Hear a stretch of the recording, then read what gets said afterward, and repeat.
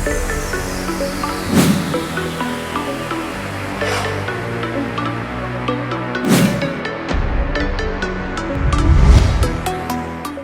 Hello welcome to best of the day.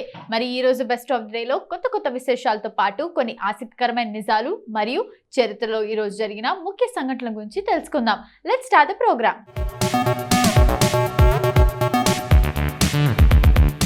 ముందుగా జాతీయ ఖోఖో దినోత్సవం గురించి చెప్పుకుందాం. మన రాష్ట్రంలోని కోస్తా ప్రాంతంలో విస్తారంగా సాగు చేయబడుతున్న కొబ్బరి, ఆయిల్ పామ్, వక్క లాంటి వన్య తోటల్లో శాశ్వత అంతర పంటగా సాగు చేయటానికి కోకో అత్యంత అనువైనదిగా గుర్తించబడింది. కోకో పంటకు విపరీతంగా ఆకురాల్చే గుణం ఉండటం వల్ల భూమిలో సేంద్రియ పదార్థం పెరగటం మూలంగా ప్రధాన పంటల ఉత్పాదకత కూడా పెరుగుతుంది. బహుకాలం పాటు స్థిరమైన దిగుబడినివ్వడమే కాకుండా చీడపీడల ఉధృతి తక్కువగా ఉండటం మూలంగా ప్రధాన పంటకు తోడుగా నిర్ణీత విస్తీర్ణం నుండి అధిక నికరాదాయం లభిస్తుంది.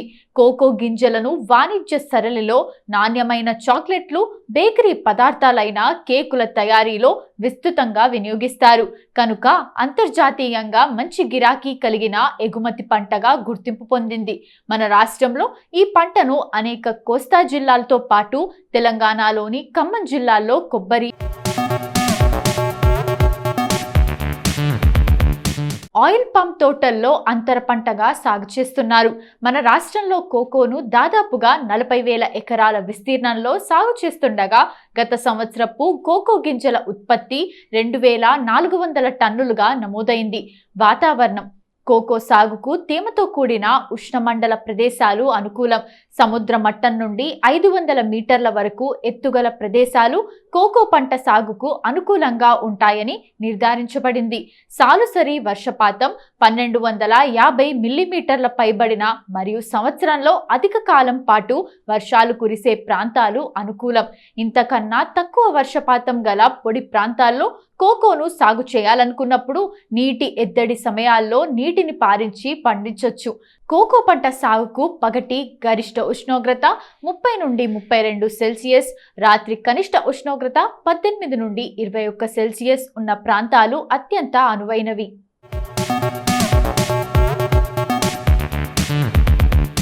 గాలిలో తేమ 80 నుండి 100% ఉన్న ప్రాంతాలు అనువైనవి. నిరంతరం గాలులు వీచే ప్రాంతాలు అనువైనవి కావు. నేలలు ఎర్ర నేలలు, గరప నేలలు సాగుకు అనువైనవి. మురుగునీటి వసతి లేని తేమతో కూడిన మరియు తేలికపాటి నేలలు కోకో సాగుకు పనికిరావు. తటస్థ భూములు అనగా ఉదజని సూచిక 6.5 నుంచి 7 వరకు గల భూములు అనువైనవి. చౌడు నేలలు కోకో సాగుకు అనువు కావు. భూమిలో 4 నుంచి 5 అడుగుల లోతు వరకు నీరు నిలవని తగినంత సేంద్రియ పదార్థంతో కూడిన నేలలు అత్యంత అనువైనవి. రకాలు ప్రధానంగా సాగులో ఉన్న కోకో రకాలను 3 వర్గాలుగా పరిగణించవచ్చు. క్రయంలో ఈ వర్గంలోని కాయలు సాధారణంగా పరిణామంలో చిన్నవిగా ఉండి ఎరుపు వర్ణంలో ఉంటాయి. కాయ చర్మం పల్చగా ఉండి నునువుగా ఉంటుంది. కాయలు చిన్నవిగా ఉండి ఒక్కో కాయలో సుమారుగా 20 నుండి 30 విత్తనాలు ఉంటాయి.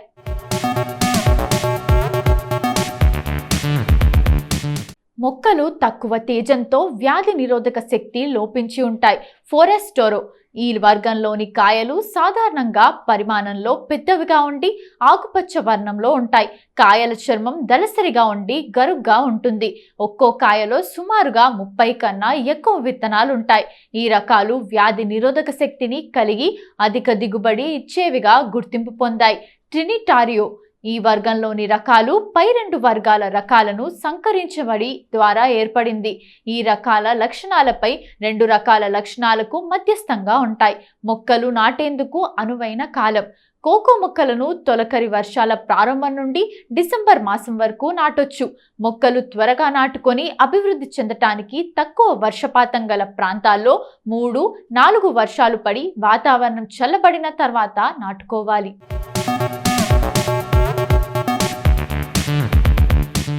అధిక వర్షపాతం గల ప్రాంతాల్లో అక్టోబర్, నవంబర్ మాసాల్లో నాటుకోవాలి.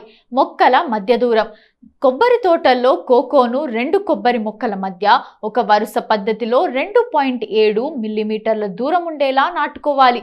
గుంతల తయారీ: నేలను చదును చేసిన తర్వాత 60 సెంటీమీటర్ల పొడవు, వెడల్పు, లోతు ఉన్న గుంతలను తవ్వుకోవాలి.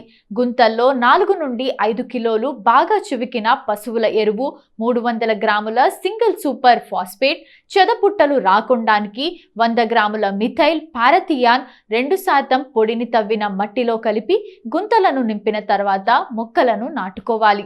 మొక్కల ఎంపిక: విత్తనం ద్వారా ఉత్పత్తి చేయబడిన లేదా అంటుకట్టిన మొక్కలను నాటడానికి ఉపయోగించవచ్చు.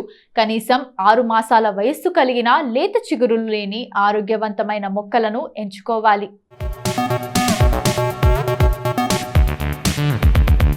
మొక్కలను నాటటం: అంటు లేదా విత్తన మొక్కను మట్టి గడ్డతో సహా వేర్లు కదలకుండా గుంత మధ్యలో నాటి మట్టితో గట్టిగా నొక్కి గాలికి పడిపోకుండా చిన్న కర్రను పాతి మొక్క కదలకుండా కట్టాలి.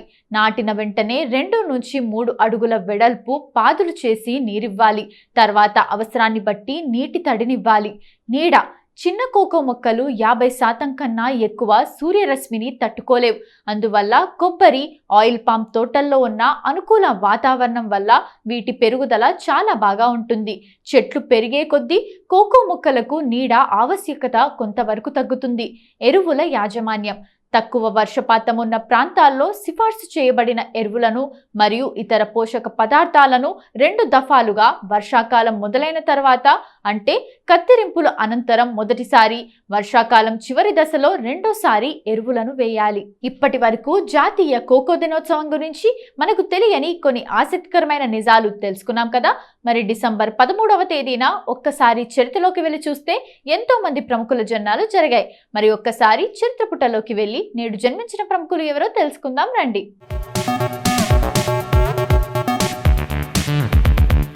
లక్ష్మి దక్షిణ భారతీయ నటీమణి.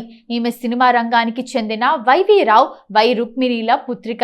లక్ష్మి తెలుగు బ్రాహ్మణ కుటుంబంలో 1952 డిసెంబర్ 13న మద్రాసులో జన్మించింది. లక్ష్మి 1975లో విజయవంతమైన హిందీ చిత్రం జూలీలో ప్రధాన పాత్ర పోషించిన నటిగా ప్రసిద్ధి చెందింది. ఆ సినిమాలో తన నటనకు ఫిలింఫేర్ ఉత్తమ నటి అవార్డు అందుకుంది. ఈమె తండ్రి వైవి రావు నెల్లూరు జిల్లాకు చెందిన తెలుగు సినీ దర్శకుడు, నటుడు. ఈయన అనేక సాంఘిక విషయాలపై సినిమాలను నిర్మించాడు. ఈమె తల్లి రుక్మిణి తమిళ నటి. అమ్మమ్మ నుంగబాక్కం జానకి కూడా నటే. 15 ఏళ్ల వయసులోనే సినీ రంగంలో ప్రవేశించింది. ఈమె తొలి సినిమా 1968లో విడుదలైన తమిళ సినిమా జీవనాంశం. 1970వ దశకంలో తారగా వెలుగొందిన లక్ష్మి దక్షిణ భారత భాషలన్నింటిలో నటించింది.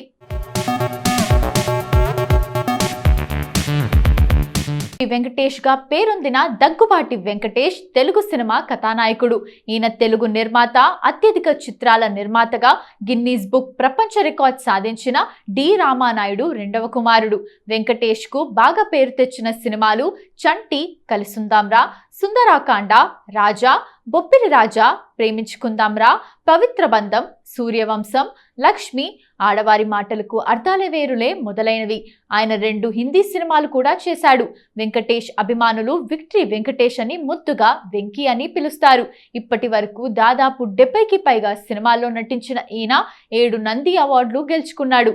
ఈయన సినిమాల ద్వారా చాలా మంది హీరోయిన్స్ తెలుగు తెరకు పరిచయమయ్యారు.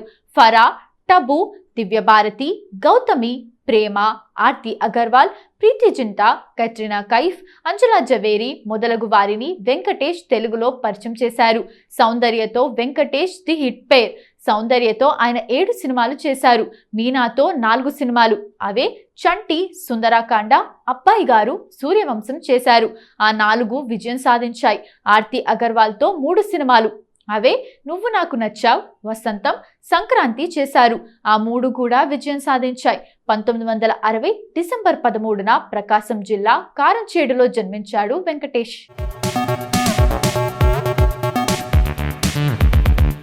రెజీనా కసాండ్రా తమిళ, తెలుగు, కన్నడ భాషల్లో నటించిన భారతీయ నటి.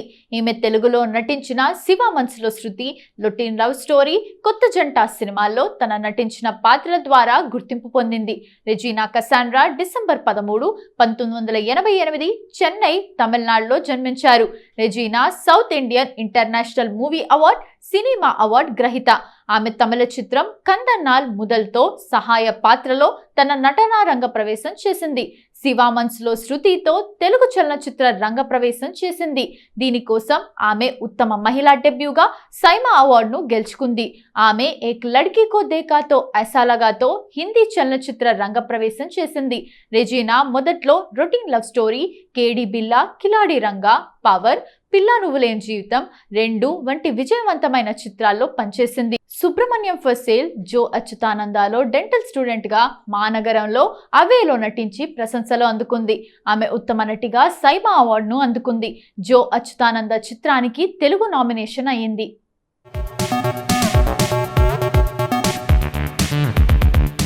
మేఘనా గుల్జార్ భారతదేశానికి చెందిన రచయిత్రి, దర్శకురాలు, నిర్మాత. ఆమె తన తండ్రి గుల్జార్ సినిమాలకు అసిస్టెంట్ డైరెక్టర్ గా చేరి 1999లో ఆయన దర్శకత్వం వహించిన హూతూకి స్క్రీన్ రైటర్ గా పనిచేసింది. మేఘనా 2002లో ఫిల్హాల్ సినిమా ద్వారా దర్శకురాలుగా మారి 2015లో తల్వార్ సినిమాకు గాను విమర్శకుల నుండి ప్రశంసలు అందుకొని 2018లో రాజీ సినిమాకు గాను ఉత్తమ దర్శకురాలుగా ఫిల్మ్ఫేర్ అవార్డును గెలుచుకుంది. గుల్జార్ డిసెంబర్ 13, 1973న మహారాష్ట్రలోని ముంబైలో గుల్జార్, రాఖీ గుల్జార్ దంపతులకు జన్మించింది. ఆమె సోషియాలజీలో బ్యాచిలర్ డిగ్రీని పొందిన తర్వాత చిత్ర నిర్మాత సయ్యద్ అఖ్తర్ మీర్జా వద్ద సహాయ దర్శకురాలుగా పనిచేసి 1995లో న్యూయార్క్ యూనివర్సిటీలోని టిష్ స్కూల్ ఆఫ్ ఆర్ట్స్లో షార్ట్ ఫిల్మ్ మేకింగ్ కోర్సును పూర్తి చేసింది.